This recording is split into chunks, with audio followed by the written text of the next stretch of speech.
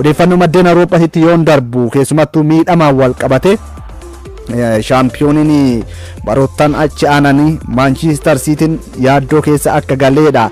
darbii maanchaan torbee arfaffaa keessumattuu dilbata dhufu Manchester City waliin taphataa murteessaa dhabeera. Manchester Cityn Omar Marmush miidhama jilba isaa irra mudateen qorannoon taasifameen miidhama kanaan jilbi isaa akka miidhamee fi yaalii baqaqsanii wal'aanuu taasifachuu akka isa barbaachisu himame. Miidiyaaleen gara Ijiptiitti ba'an odeeffannoowwan ibsaniini. Kanaanis wal qabatee Manchester Citynis dhimma kana dhugaa ba'eera. Taphataan kun miidhamee amma gara Manchester dhufaadha jira. Qorannoo dabalataa isa barbaachisa. Garuu darbii Manchester dilbata dhufu magaalaa Manchester keessatti anatu jabaadha lakkisii miti ana waliin warra jedhani warra Red Devils waliin qabu Manchester United Etihaditti Manchester City waliin kan inni taphatu tapha kanaan Omar Marmush miidhama kanaan jala darbuun garee Pep Guardiolaatiif qormaata jabaa ta'eera. Keessumattuu taphatichi bara darbe amajjii keessa Eintracht Frankfurt irraa amajjii keessa Manchester Cityidhaan mallatteessee salphaatti taphattoota garee Manchester City wal baran keessaa isa tokkodha. Taphoota 28 goolii 8 kilabichaaf galcheera. Bara kana qarqara irratti taphattoota Manchester City ittiin fayyadamu keessaa isa tokkodha Omar Marmush. Amma garuu taphataan kun miidhameera. Dabalataan Manchester Cityn Raya Cherki miidhamaan dhabeera. Phil Fodenis miidhamaan oduu taphoonni intarnaashinaala hin eegalin dura miidhamaan tapha Brightonin mo'ataman irrattis taphataan kanaan hin fayyadamne. Kanarraa kan ka'e Manchester Cityn miidhama hamaa taphattoota isa mudateen yaaddoo keessa akka jirudha. Keessumattuu Raya Cherkin tapha liigii Awurooppaatiin yeroo Manchester Unitedin daqiiqaawwan xumuraati irratti injifatamanii dorgommiidhaan ala ba'anii Manchester United irratti haaloo ba'uun barbaada darbii Manchuan jedheera. Tapha kanaan garuu miidhamaan taphni jalqaba darbii Manchuan bara kana akka jala darbu gamanuma mirkanaa'eera. Kanarraa ka'uudhaan gareen Pep Guardiolaadha taphattoota sarara qarqaraatiin taphatanii miidhamaan dhabuun isaanii yaaddoo hamaa akka itti ta'e himamaadha kan jiru. Manchester United bara kana goolii keessummeessee taphoota injifannoodhaan itti fufuun itti ulfaatus kilaboota qindoomina taphaa qaban keessaa inumaayyuu kubbaawwan baay'ee gara gooliitti yaaluudhaan kilaboota liigichaa keessaa jalqabarra jira jedhamaati kan jiru. Kana gareen Pep Guardiola sarara ittisaa laafaa qabu ni dandamatamoo akkam kan jedhu egaa dilbata dhufu deebii argata. Odeeffannoodhuma Premier League Englandiin wal qabatu yoon darbu Liverpool bara 2025-26 shaampiyoonii Premier League Englandii ta'aa jedha qorannoon haaraa ba'e. Keessumattuu dhaabbanni CIEC yookaan ammoo International Center for Sport Study jedhamu bara dorgommii Premier League Englandii 2025-26 akkasuma kan liigota gurguddoo Awurooppaa kan biroo walumaa gala kan liigota 29 irratti qorannoo geggeesseera jedhe. Qorannoo kanaan kan Premier League England bifa addaatiin ilaale.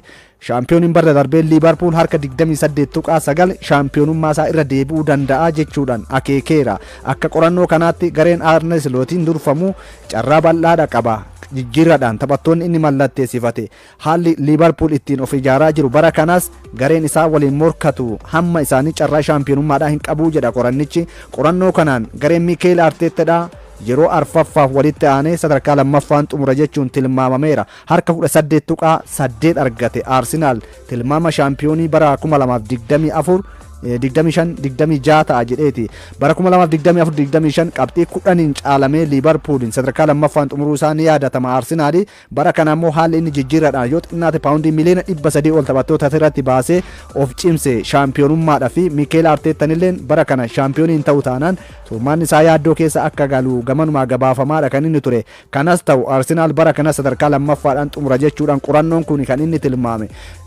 Liverpool Arsenaalitti akkasuma immoo sadarkaa sadaffaadha kan kaa'e Chelseadha harka 16.2 shaampiyoonii liigichaa ta'uu danda'a. Chelsean gidduutti miliqee jechuudhaan qorannoo kanaan baaseera. Qindoominni garee Enzo Marescadha taphattoota dargaggootaan qindaa'e Manchester City caalaa shaampiyoonummaaf carraa qaba jedhameera. Manchester City harka 14.4 Manchester United harka 2.6 carraa qaba sadarkaa 8ffaanis xumuruu danda'a. Champions League Europa argachuuf carraa hin qabu jedha qorannoon baase. Kanaan qorannoon CIEC jedhu kun qorannoowwan liigota gurguddoo kan inni baase keessa La Liga Spain bara kanaan gareen Xavi Alonsoodhaan durfamu Real Madrid harka 40.6 shaampiyoonii La Liga ta'ee itti deebi'a waancatti jechuudhaan tilmaameera. Shaampiyooniin bara darbee Barcelonaan harka 29.6 tilmaama kan inni argate. keessumattuu Real Madrid taphoota bara kanaa sadeen jalqabaa injifannoo dhibbeentaa dhibbaatiin itti fufee sadeen injifatee liigicha dursaadha jira. Barcelonaan lama injifatee tokkoon qixa kan inni ba'e jijjiirradhaan haala rakkisaa keessa taphattoota galmeedhaaf jiraachuun Barcelonaadhaa bara kana qoramuu akka danda'uu fi Real Madrid haalli Xavi Alonsoon amma ittiin injifatan kana booda hamilee ta'e liigichaan shaampiyoonummaatti deebi'a jechuun kan inni tilmaame.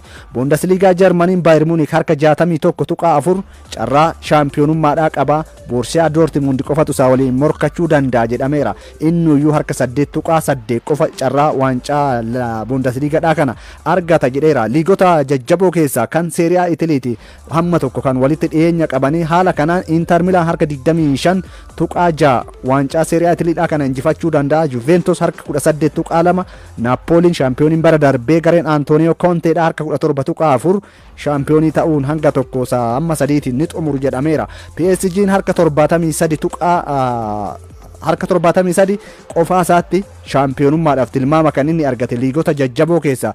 Qorannoon CIEC kun liigota addaa 29 kana keessa qorannoo kan inni taasiseen Red Star Belgrade harka 76 liigota 29 keessaa tilmaama olaanaa kan argateedha. Haala tilmaama kanaan akkaataa isaan ittiin tilmaaman qorannoon kun jechuudha wantoota garaagaraa giddu galeessa kan inni godhate qorannoo bifa ammayyaatiin qindaa'e diinagdee kilaboota yookaan qabeenya maallaqa humna kilaboota kanneenii giddu galeessa kan inni godhate haala taphaa cimina liigichaa hirmaannaa sadarkaa liigota ittiin qaban akkasuma immoo dhimmoota biroo kan akka tilmaama goolii galchuu kilaboota kanneenii yaada keessa galcheetan jedheera.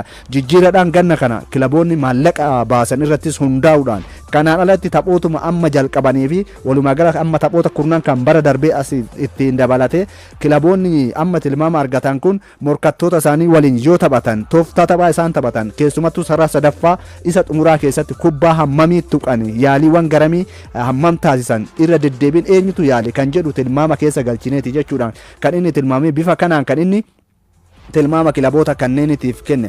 Abbaan murtee duraanii kan Premier League England David Coate amma simannaa biraatiin himatameera. Namni ganna 43 kun kanaan dura Premier League Englandin akkasuma liigota kan gamtaa kubbaa miilaa Awurooppaa akka hin dursine adabamuu isaa ni beekama. Keessumaa dhimma viidiyoo kanaan dura leenjisaa duraanii Liverpool Jurgen Kloppiin wal qabate irratti namni kun qorannoo irratti adeemsifamee akka taphoota hin dursine dhoorkameeti kan inni ture. Qorannoon amma haaraa bahe ammoo dubbiin isaa kun ammallee akka adda hin citiniidha. Poolisiin keessumattuu bulchiinsa Nottinghamshire viidiyoo fi suurawwan David Coate gara miidiyaa hawaasummaatiin akka waliif qoodan suuraa viidiyoowwan kana sheer godhaa jechaa inni dubbataatiin ture.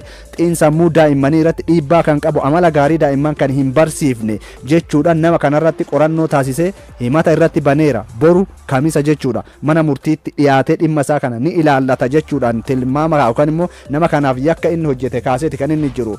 Arsenal ganna dhufu Gabriel Martinelli akka gurguru beekameera yookaan akka gurguru tilmaama keessa kaa'eera. Deeggartoonni Arsenal taphaticha hin barbaannu jedhaniiru. Mikel Arteetaan amantaa guddaa isaanirraa qaba. Taphataa kanarraa keessumattuu kubbaa qabatee gara duraatti fiigee gara sarara peenaaltii sadaffaa keessatti ofitti amanamummaa dhabuun Gabriel Martinelli Victor Yokeresh kubbaa akka hin arganne taasisa. Kubbaa qabatee yeroo fiigutti obbira tursiisuudhaan taphatichi taphattoota sarara ittisaa garee faallaa duuba yeroo kaatu kubbaa argachuudhaaf yeroo inni fiigu dafee kubbaa isaaf hin kennu. Kanarraa ka'uun carraan taphoota sadeen darbaniin Arsenal uume hangasumara milkaa'aa hin turre. Kanaaf taphattoota qeeqaman keessaa Gabriel Martinelliin isa tokkodha. Amma kana booda Arsenal Eberichi Izee taphachiisuu akka qabuu fi kanaan alatti taphatichi ganna dhufu taphattoota Arsenal gurguruuf tarreesse keessaa tokko akka ta'e himameera. Odeeffannoo